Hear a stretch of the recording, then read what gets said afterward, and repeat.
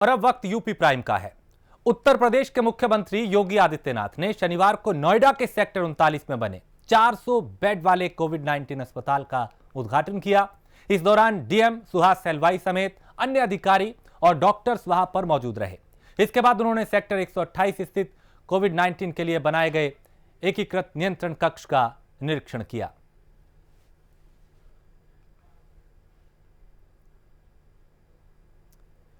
नोएडा में कोविड-19 अस्पताल का उद्घाटन के बाद सहारनपुर के पुलिस लाइन मुख्यमंत्री योगी आदित्यनाथ पहुंचे। इस दौरान जिले के सभी अधिकारियों और जनप्रतिनिधियों ने हेलीपैड पर उनका स्वागत किया। वहीं मुख्यमंत्री ने सर्किट हाउस में डीएम, सीडीओ और कई आला अधिकारियों के साथ बैठक की। इस दौरान कोविड-19 की स्थिति, इलाज और मेडिकल कॉलेज की व्यवस्थाओं की समीक्षा की गई।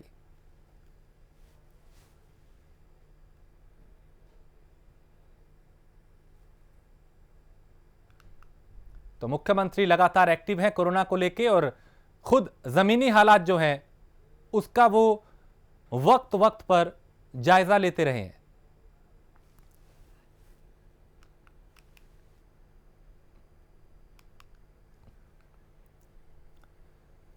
तो कोरोना संकट पर यूपी सरकार ने प्रेस कॉन्फ्रेंस की।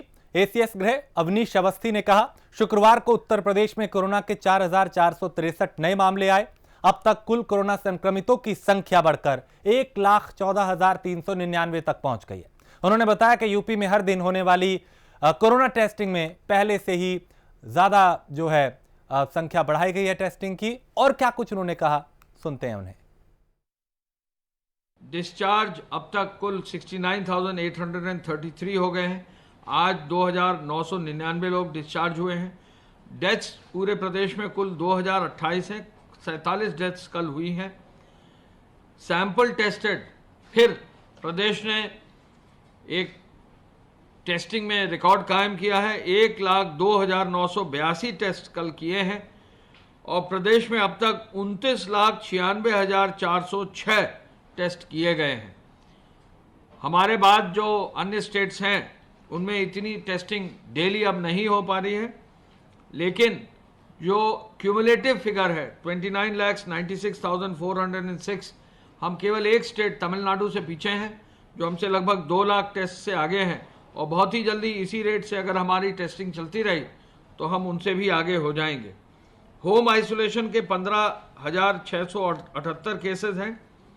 हॉस्पिटल्स में जो है 1,352 लोग हैं और सेमी पेड में 178 लोग हैं। ये हेल्थ डिपार्टमेंट की सूचना है।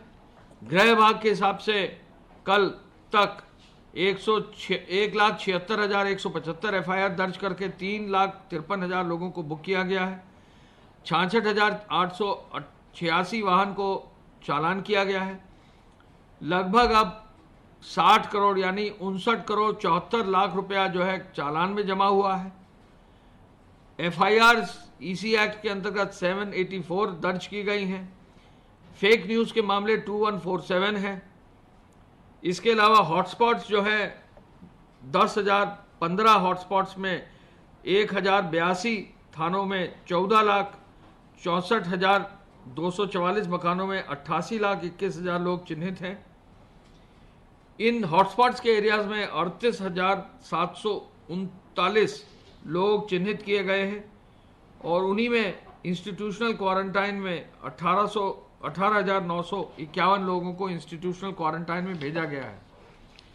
जो एफआईआर धारा 188 की दर्ज की गई है उसमें काफ़ी संख्या में जो है एफआईआर में कार्रवाई आगरा में हुई है। लगभग 7,642 आगरा जोन में, प्रयागराज में 6,533, बरेली में 10,993, गोरखपुर जोन में सबसे अधिक 77,906 एफआईआर दर्ज हुई हैं। कानपुर जोन में 15,178, लखनऊ जोन में 18,000, मेरठ में 12,000, वाराणसी में 23,000 एफआईआर दर्ज हुई हैं। 23,110, लखनऊ कमिश्नरी में 1,389 और गौतम बुद्ध कमिश्नरी में 2,641 एफआईआर 188 की दर्ज की गई। हम फिर से इस बात को बल देना चाहेंगे कि 2 गज की दूरी, मास्क है जरूरी। हम सबसे अपील करना चाहेंगे कि मास्क पहनकर बाहर अवश्य निकलें। बच्चे हो, बड़े हो, कोई भी हो, मास्क पहनकर जरूर निकलें, अन्यथा चालान हो जाएगा और कार्रवाई भी हो जाएगी। इससे बेहतर है कि ऐसा ना हो। आगे आने वाले जो फेस्टिवल्स हैं उसके लिए फिर से ये निर्देश है। अभी बहुत जल्दी जन्माष्टमी आएगी। जो भी फेस्टिवल्स हैं लोग घर में मनाएं। कोशिश करें कि इसमें कहीं भी सोशल डिस्टेंसिंग का पालन सब जगह होता रहे, कहीं उसका उल्लंघन ना हो। हम ये भी आपसे कहना चाहेंगे कि पूरे प्रदेश में जहां भी जिस भी परिवार में आप हैं, आप जब भी बाहर निकलें तो मास्क पहनकर अवश्य निकलें।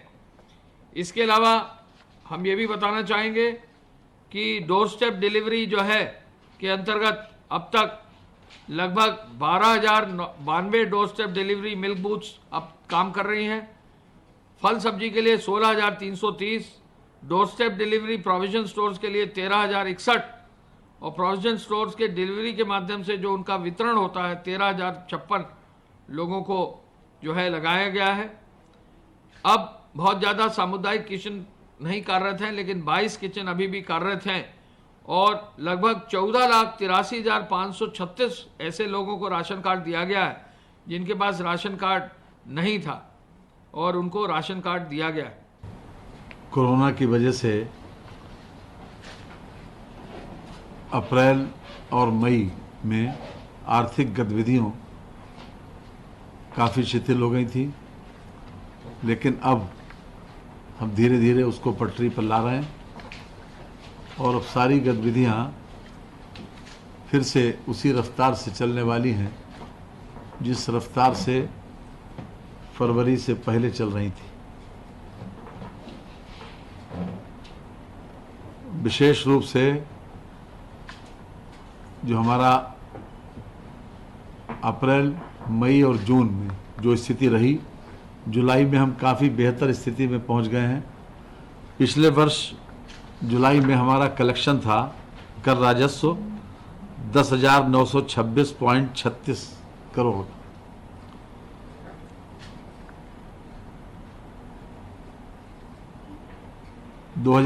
जुलाई में हमारा कलेक्शन 10,675.42 पर पहुंच गया। ये लगभग 97.7% पर हम आ गए हैं। यानी पिछले साल जुलाई में जो हमारी स्थिति थी, हम लगभग उसके करीब पहुंच गए। खास तौर से अलग अलग मदों में जो स्थिति है उस पर भी हम आप लोगों का ध्यान आकर्षित करना चाहते हैं। जीएसटी जो 6564 करोड़ रुपया 88 लाख, ये 2019 की प्राप्ति थी और इस वर्ष की हमारी प्राप्ति है 6024.16, 4862.58 के अगेंस्ट में ये जुलाई 2019 की प्राप्ति है। उसके 2020 में 4120.62, एसजीएसटी 1850.71 करोड़ 2019 की प्राप्ति थी। 2020 में 1799.81 करोड़, आईजीएसटी 3011.87 करोड़ 2019 की प्राप्ति थी। इस वर्ष 2020 में जुलाई 2020 में 2320.81 करोड़। वैट ये जुलाई में 1702.30 करोड़ रुपए की प्राप्ति थी, लेकिन इस वर्ष वैट में वृद्धि हुई है 1903.54 करोड़ रुपया। आबकारी, स्टाम्प तथा निबंधन एवं परिवहन, इसमें 4214.27 करोड़ की प्राप्ति थी जुलाई 2019 में,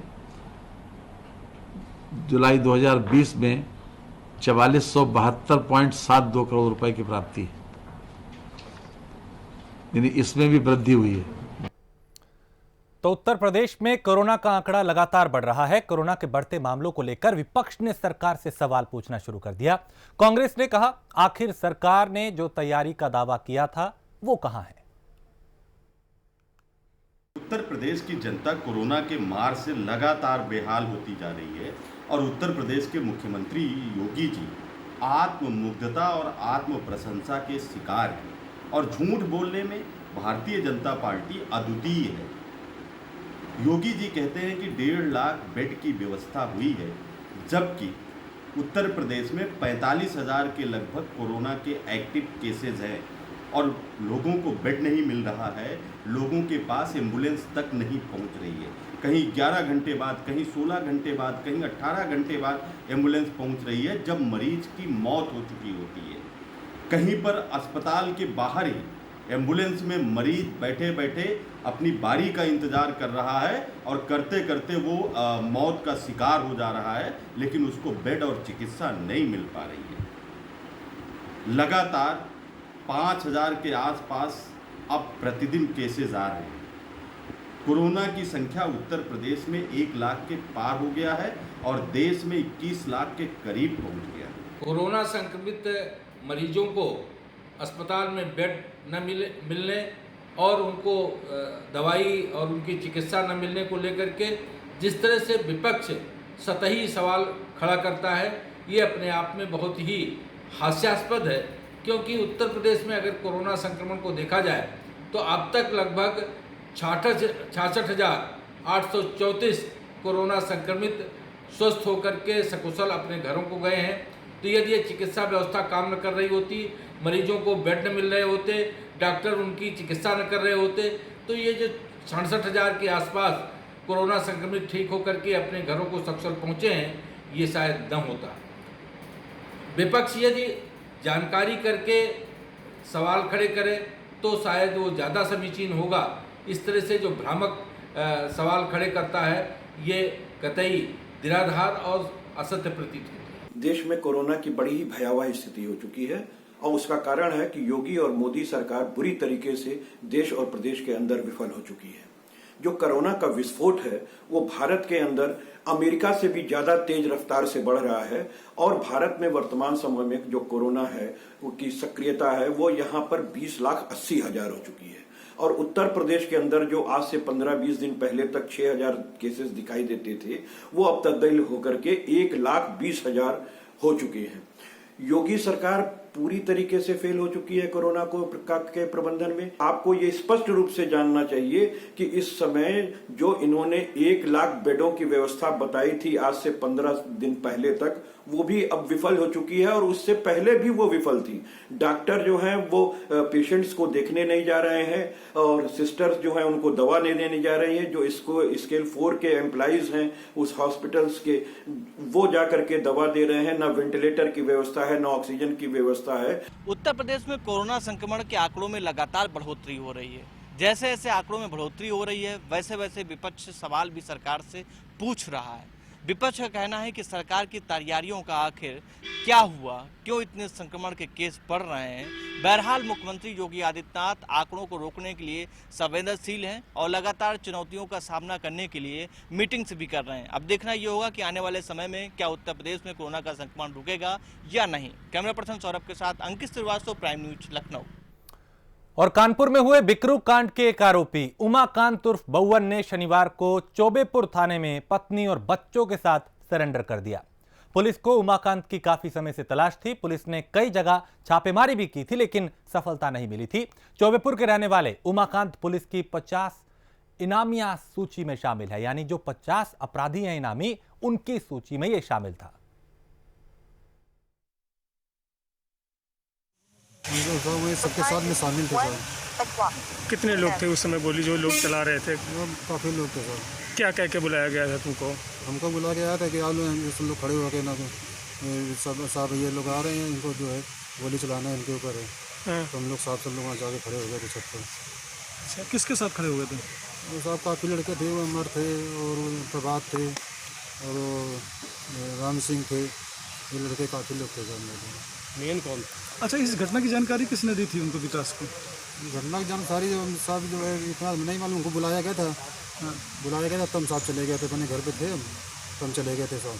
हाँ, क्या कहा गया तुमसे? कि आओ यहाँ पर जो है सब लोग इकट्ठा हो गए, गाँव वाले सब, मोहल्ले वाले। हाँ, तो हम लोग वहाँ इकट्ठा हो चले गए थे। किसकी छत पे खड़े थे आप? हम साहब उसमें थे गोविंद छत पे, गोविंद वाली छत पे। तुम कहाँ से गोली चला रहे थे? साहब गोली में जब से साथ में थे, हाँ? साथ में थे साहब। तुम्हारे साथ में कौन गोली चला रहा था? वो साथ में गोपाल जी। लखीमपुर खीरी में शनिवार को पिछड़ा वर्ग कल्याण मंत्री अनिल राजभर और जल विकास मंत्री बलदेव सिंह पहुंचे। इस दौरान उन्होंने बाढ़ प्रभावित क्षेत्रों का जायजा लिया। उन्होंने बाढ़ पीड़ितों को राहत किट भी वितरित की। नहीं, करीब 70 गांव आपके जनपद में यहाँ पे प्रभावित रहे हैं। अब पानी चूंकि काफ़ी नीचे उतर गया है तो अब गांव की संख्या काफ़ी कम है। रैनी गांव की चर्चा बैठक में आई थी, लेकिन सरकार की तरफ से निरंतर हमारा पशुपालन विभाग है, निरंतर पशुओं का टीकाकरण हो रहा है और हमारी मेडिकल की टीमें आपके जनपद में 48 टीमों को बनाकर प्रभावित इलाके में गांव-गांव वो मेडिकल की टीमें जा रही हैं। हमारे जो बाढ़ नियंत्रण के लिए हमारे जो इमरजेंसी कक्ष वगैरह बनाए गए हैं उसका भी संचालन ठीक से हम लोग करा रहे हैं। कहीं कोई दिक्कत नहीं है और बहुत जो मानक के अनुरूप जो एक राशन किट मुख्यमंत्री जी ने बंटवाया है बहुत ही अच्छा है। मुझे लगता है एक परिवार में वो चला जाए तो सप्ताह 10 दिन के लिए भोजन की कहीं कोई समस्या नहीं रहेगी। कोई भूखा पेट भी न रहे उसके लिए भोजन पैकेट भी श्रद्धेय मुख्यमंत्री जी के आदेश पे बंट रहे हैं और सूखे राहत के जो हमारे किट हैं राशन के वो भी बांटे जा रहे हैं। निरंतर हम लोग देख रहे हैं, उसके बावजूद भी कहीं कोई शिकायत आ रही है तो उसको भी हम लोग देख रहे हैं। केरल विमान हादसे में मथुरा के रहने वाले एयर इंडिया की को पायलट अखिलेश शर्मा का 32 साल की उम्र में उनकी भी जान चली गई। बता दें कि अखिलेश शर्मा का परिवार मथुरा के गोविंद नगर में रहता है। पत्नी गर्भवती हैं और मौत की सूचना पर परिवार में मातम पसरा हुआ है। कल फोन आया था कंपनी की तरफ से कि उनकी हालत गंभीर है, कोई 2 लोग आ जाएं। दुबई से कोझिकोड के लिए आए थे। तो लास्ट बार घर कब आए थे? लॉकडाउन से पहले ही आए थे।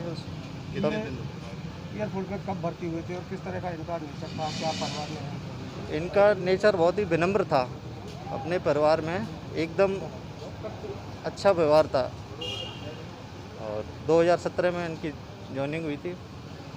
परिवार में कौन कौन है? परिवार में ये टोटल 4 भाई बहन हैं, 3 भाई हैं, 1 बहन है, बड़ी सिस्टर है, उसके बाद अखिलेश भैया हैं, उसके बाद 2 छोटे भाई और हैं। तो शादी कब हुई थी? शादी इनकी लगभग 2 साल होने को है। तो अयोध्या में राम मंदिर निर्माण के लिए श्री राम जन्मभूमि तीर्थ क्षेत्र ट्रस्ट के अध्यक्ष महंत नृत्य गोपाल दास ने ट्रस्ट को 1 क्विंटल चांदी और सोने समेत 1 लाख का चेक सौंपा, जिसे ट्रस्ट के महासचिव चंपत राय ने स्वीकार किया। राम मंदिर निर्माण के लिए बड़ी मात्रा में चांदी और सोना राम भक्त समर्पित कर रहे हैं। महीने से अनेक लोग मणिराम छावनी आ रहे थे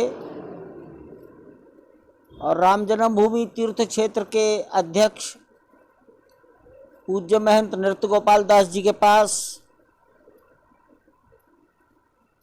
कुछ न कुछ भेंट दे रहे थे, विशेष रूप से चांदी दे रहे थे।